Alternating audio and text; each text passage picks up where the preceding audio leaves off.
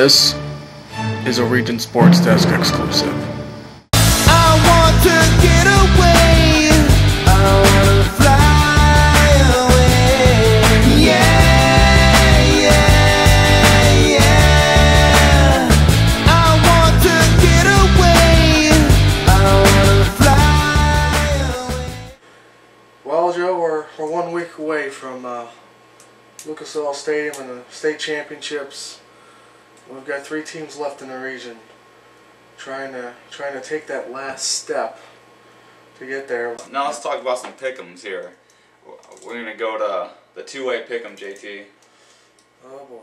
Rensselaer Central at Fort Wayne. This is a rematch of last year's semi-state. This is the game that's been inevitable. This is the game that we know that we pretty much knew at the start of the season was probably going to happen. Both of these teams returned a lot of starters, and when we went down to Rensselaer, I mean, you know, it was obvious. You know, they were playing for this game. They were playing to go to a state championship. This is what their whole season. They've dedicated this whole season to. Last year they had the best year they ever had. This year they're even better. Haven't lost a game. But this Fort Wayne Lures team, I mean, if you look at their conference and some of the teams that they've beaten. I mean, they destroyed Fort Wayne Snyder in week 1, and they pretty much held their own against everybody else. So Dwenger was the only team to beat them. This is going to be a really, really tough game for Rensselaer to go in there. The run game's huge, but I think in all 3 of these games, you got to talk about quarterback play.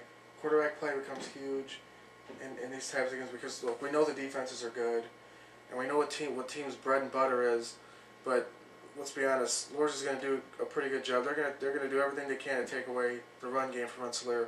Nick Green's going to have a big game for Rensselaer to advance, and they have to play flawless. I gotta be honest, I think they're going to lose this week. You know, I haven't picked against them all year, but I think this Fort Wayne Lures team is very, very good. Rensselaer goes to Fort Wayne, and they lose this game by 2 touchdowns. I think they're the best team out there in 2A. They have a great athlete, a 3-star player on Rivals going to IU. He's going to be, I mean, their athletes over at Fort Wayne, I think it's going to be too much for him, and I think Fort Wayne makes a repeat of last year. Yeah, this is kind of, I don't know, I kind of compare this to when Dwenger plays Lowell. It's kind of you got a team with a bunch of great athletes over here in Fort Wayne Lures. You got a team that likes to grind the ball in Rensselaer, and I think the biggest difference, the home field is a huge deal here. I think if Rensselaer had this game at home, I'd give them a pretty decent shot. I think I'd like their chances at home. Playing on the road, that's going to be a really tough environment. I mean, obviously they know what it's like from last year. That's a big difference maker. And I think if Lures gets on a roll, Rensselaer's going to be in some trouble. Yeah, I gotta agree. I think Lures is gonna take this game. Well, Rensselaer, I hope you guys win because I'd love to go down to Indianapolis next Friday night to watch you guys win a state championship. All right, JT, let's go to the 4A game. This is the big game. You know, Fort Wayne Dwenger, the most consistent team I think, other than Cathedral in 4A. Bishop Dwenger's always in there. They're always in semi-state. Well, Wrights is pretty, you know. And yeah, Evansville Wrights, but they were in 5A too for a little bit.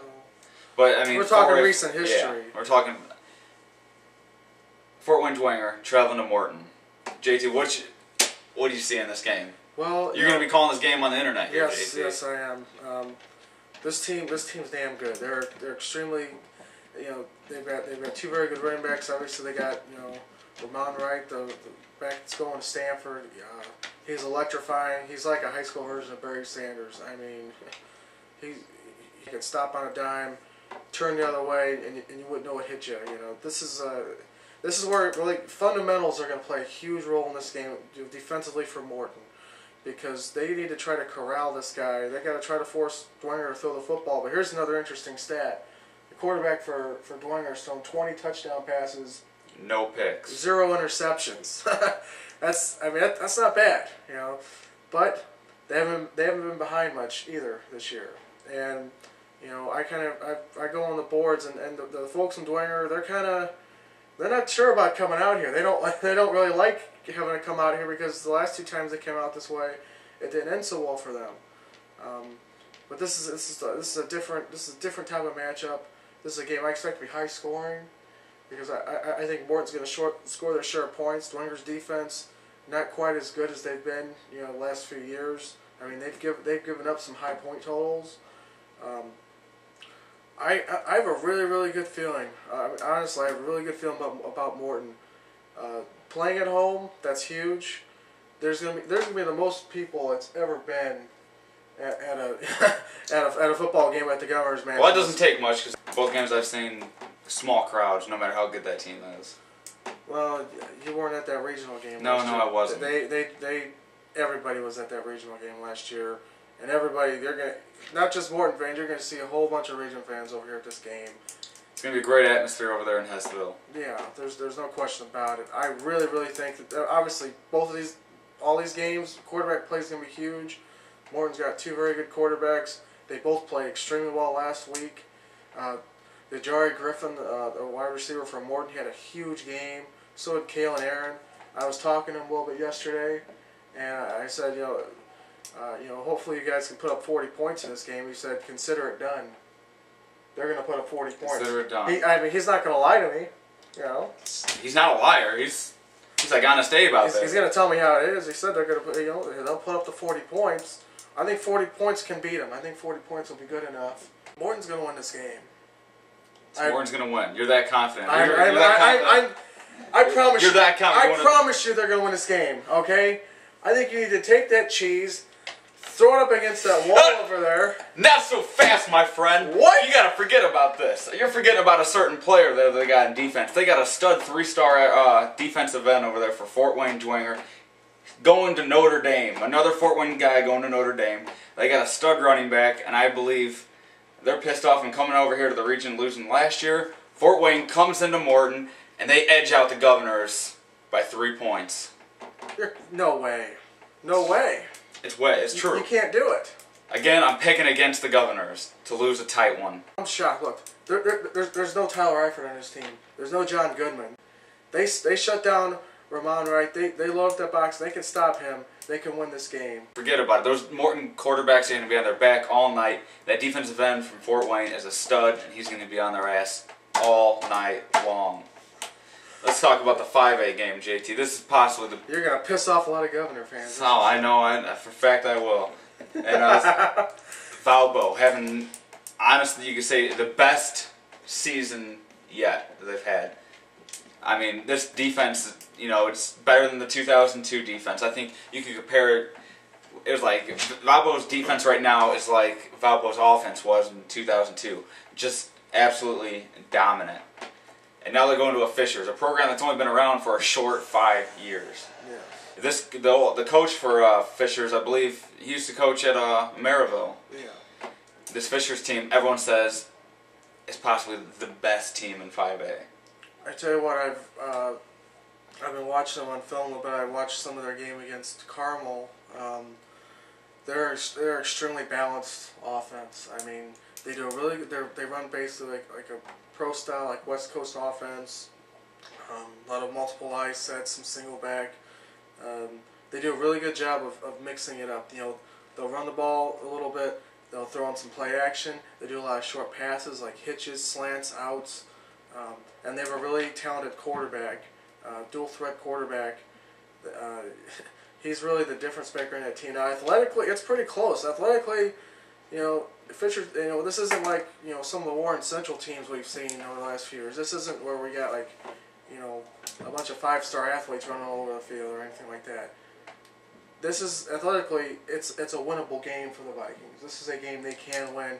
I'm very concerned about the secondary because it really hasn't been tested all that much this year.